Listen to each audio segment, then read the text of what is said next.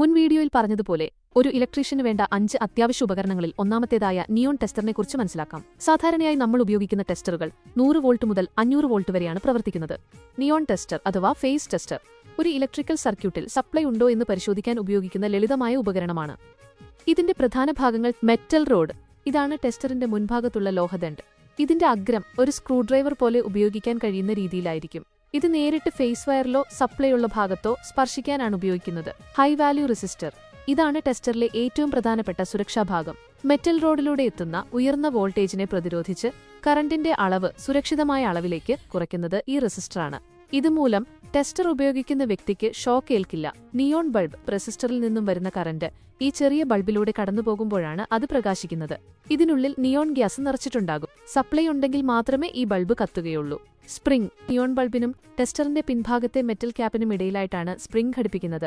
ഇത് ബൾബും റെസിസ്റ്ററും തമ്മിൽ ശരിയായ സമ്പർക്കം ഉറപ്പാക്കാൻ സഹായിക്കുന്നു. മെറ്റൽ ക്യാപ്പ് ടെസ്റ്ററിന്റെ ഏറ്റവും മുകളിൽ കാണുന്ന ഭാഗമാണിത്. നമ്മൾ ടെസ്റ്റർ ഉപയോഗിക്കുമ്പോൾ കൈവിരൽ സ്പർശിക്കേണ്ടത് ഇവിടെയാണ്. ഇതിലൂടെയാണ് സർക്യൂട്ട് പൂർത്തിയാകുന്നത്. ഇൻസുലേറ്റഡ് ബോഡി, മുകളിൽ പറഞ്ഞ ഭാഗങ്ങളെല്ലാം സുരക്ഷിതമായി വെച്ചിരിക്കുന്നത് സുതാര്യമായ പ്ലാസ്റ്റിക് അല്ലെങ്കിൽ സെല്ലുലോസ് അസറ്റേറ്റ് കൊണ്ട് നിർമ്മിച്ച ബോഡിക്കുള്ളിലാണ്. ഇത് ഷോക്ക് ഏൽക്കാതിരിക്കാൻ സഹായിക്കുന്നു. ഇത് എങ്ങനെ പ്രവർത്തിക്കുന്നു? നിങ്ങൾ ടെസ്റ്ററിന്റെ അഗ്രം ഫേസ് ലൈനിൽ വെച്ച് മുകളിലെ മെറ്റൽ ക്യാപ്പിൽ തൊടുമ്പോൾ നിങ്ങളുടെ ശരീരത്തിലൂടെ ഭൂമിയിലേക്ക് ഒരു ചെറിയ സർക്യൂട്ട് പൂർത്തിയാകുന്നു. റെസിസ്റ്റർ ഉള്ളതുകൊണ്ട് കറന്റ് വളരെ കുറവായതിനാൽ നിങ്ങൾക്ക് ഷോക്ക് അനുഭവപ്പെടില്ല. നിയോൺ ടെസ്റ്റർ ഉപയോഗിച്ച് സർക്യൂട്ടിലെ മറ്റു ചില കണ്ടെത്തലുകൾ കൂടെ പറയാം. സാധാരണഗതിയിൽ ന്യൂട്രൽ ലൈനിൽ ടെസ്റ്റർ പ്രകാശിക്കില്ല. എന്നാൽ ലോഡ് കണക്ട് ചെയ്തിട്ടുള്ള ഒരു സർക്യൂട്ടിൽ ന്യൂട്രൽ കട്ടാവുകയോ ലൂസ് കോണ്ടാക്ട് ഉണ്ടാവുകയോ ചെയ്താൽ സ്വിച്ച് ഓൺ ചെയ്തിരിക്കുന്ന അവസ്ഥയിൽ ന്യൂട്രലിലും ടെസ്റ്റർ പ്രകാശിക്കും. ഇത് ലോഡുമായി സർക്യൂട്ട് പൂർത്തിയാകാതെ മടങ്ങിവരുന്ന കറന്റ് റിട്ടേൺ കറന്റ് മൂലമാണ് സംഭവിക്കുന്നത്. ഇതിൽ നിന്നും സർക്യൂട്ടിൽ ന്യൂട്രൽ ലൈൻ കിട്ടുന്നില്ല എന്ന് മനസ്സിലാക്കാം. ഇലക്ട്രിക്കൽ ഉപകരണങ്ങളുടെ, ഉദാഹരണത്തിന് ഫ്രിഡ്ജ്, അയൺ ബോക്സ് തുടങ്ങിയവയുടെ ബോഡിയിൽ ടെസ്റ്റർ വെക്കുമ്പോൾ പ്രകാശിക്കുന്നുണ്ടെങ്കിൽ ആ ഉപകരണത്തിൽ ലീക്കേജ് ഉണ്ടെന്നോ അല്ലെങ്കിൽ ആ വീട്ടിലെ എർത്തിങ് ശരിയല്ലെന്നോ ELCB പ്രവർത്തനരഹിതമാണെന്നോ മനസ്സിലാക്കാം.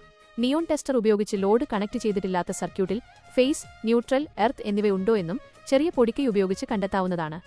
അതിനായി ടെസ്റ്ററിന്റെ പിൻഭാഗത്ത് ഒരു ഇൻസുലേറ്റഡ് വയർ കണക്ട് ചെയ്തു.